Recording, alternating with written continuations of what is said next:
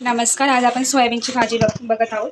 त्यासाठी लागणारं साहित्य: खोबरा 1 वाटी, कांदे छोटे छोटे होते आणि 6 कांदे, छोटे छोटे होते आणि 13 हे लसणीच्या पाकळ्या, हे 2 तुकडे आल्याचे, काली मिरी 1 चमचा, धने 2 चमचे आणि बडीशेप 1 चमचा आणि आलं आणि लसूण. हे आलं लसणाची पेस्ट करते, ती तुम्हाला दाखवते. आणि सोयाबीन भिजवलेले 2 पाणी स्वच्छ धुतले आणि मग ते पिळून पहिले भिजत घालून ठेवली.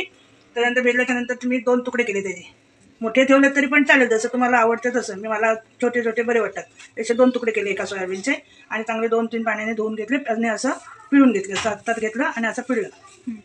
आता मसाला वाटूया ना. आता आम्ही मसाला वाटतो पहिला. आता आपण आलं लसूण वाटून घेऊया. आलं लसूण एवढी सर्वी नाही लागणार आहे भाजीला, पण ती करून ठेवतो म्हणून एवढी लसूण घेतली जास्त आणि आलं पण. आता ही आलं लसूण काय 8 दिवसासाठी करतोय ना, म्हणून एवढी एकत्रच दाखवली. ही थोडे म्हणजे 4-5 दिवसासाठी. 4-5 दिवसासाठी ना. मग त्यात मीठ टाकायचं आणि तेल टाकायचं. हा, मग खराब होत नाही आणि फ्रीजमध्ये ठेवली तरी राहते 2-3 दिवस, तरी 4 दिवस 8 दिवस पण राहते. म्हणजे असं लगेच कधी पण वापरता येईल. असं थोडंसं तेल टाकायचं. पुन्हा एकदा वाटून घेऊया. झाली? पाणी नाही टाकायचं ना. होते ते बरोबर झाली ना. मला लसूणाची पेस्ट तयार झाली, बारीक एकदम. पाणी न टाकता वाटली म्हणजे फ्रीजमध्ये अशी चांगली राहील. तर आपण गोडा मसाला वाटणार आहे. पहिला आपण हे गरम मसाला टाकला आणि खोबरा बारीक वाटून घ्यायचं. भाजलेला खोबरा किसून घेतलेला खोबरा आहे, म्हणजे लवकर होतो मसाला, जास्त वेळ लागत नाही.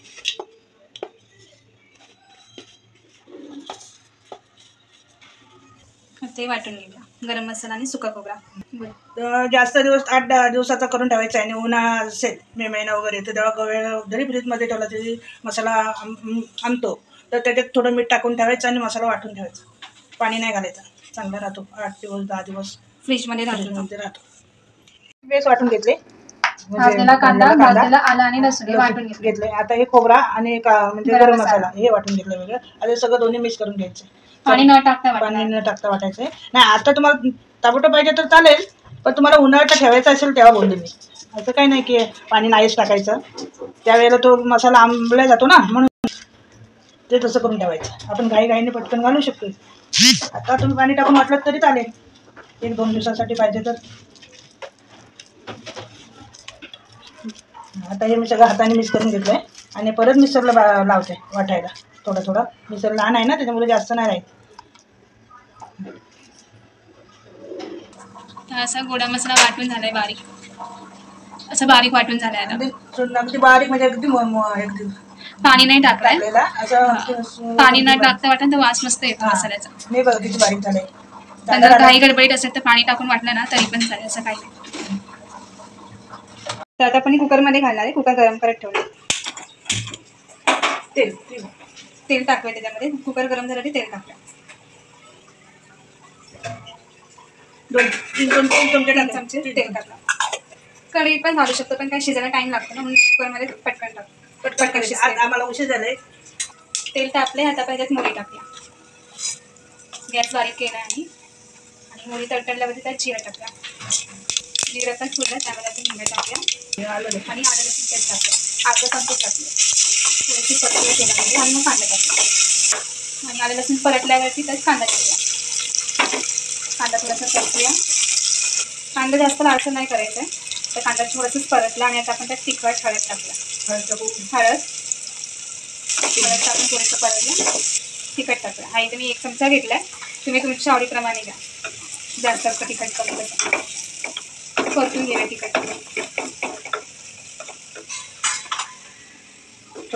मग गोडा मसाला ना.